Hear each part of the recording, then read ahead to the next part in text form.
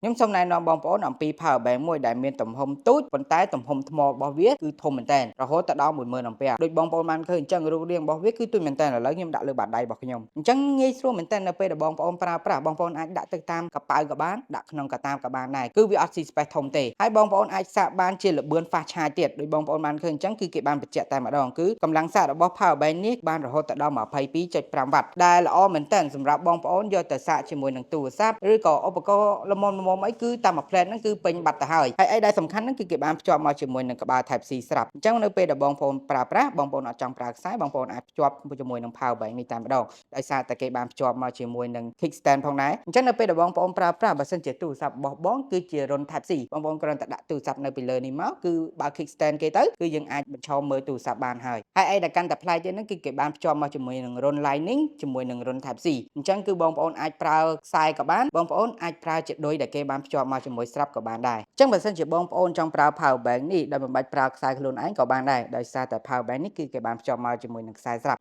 អញ្ចឹងគ្រាន់តែបងប្អូនចុចចេះមកនេះហ្នឹងហើយបងប្អូនគ្រាន់តែច្បាច់សងខាងតិចមកគឺបងប្អូនអាចដកបានហើយចំពោះខ្សែរបស់វានេះគឺជាខ្សែប្រភេទ Lightning មួយជាមួយនឹង Type C មួយអញ្ចឹងបងប្អូនអាចសាកទូរស័ព្ទ Android ក៏បាន iOS ក៏បានចូលមកនេះគឺជាខ្សែ Type C អញ្ចឹងយើងក៏ដាក់ Type C ចូលទៅគឺយើងអាចសាកបានហើយល្បឿនរបស់វាសាកបានរហូតដល់22.5 វ៉ាត់ដូចដែលបងប្អូនបានបញ្ជាក់អញ្ចឹងបើសិនជាបងប្អូនមានតម្រូវការត្រូវការ Power Bank ដែលទូចហើយសមត្ថភាពខ្លាំងបងប្អូនអាចបញ្ជាទិញ Mini Portable 10000 អាំពែនេះយកទៅប្រើប្រាស់បានសូមអរគុណសូមជម្រាបលាជួបគ្នានៅវីដេអូក្រោយ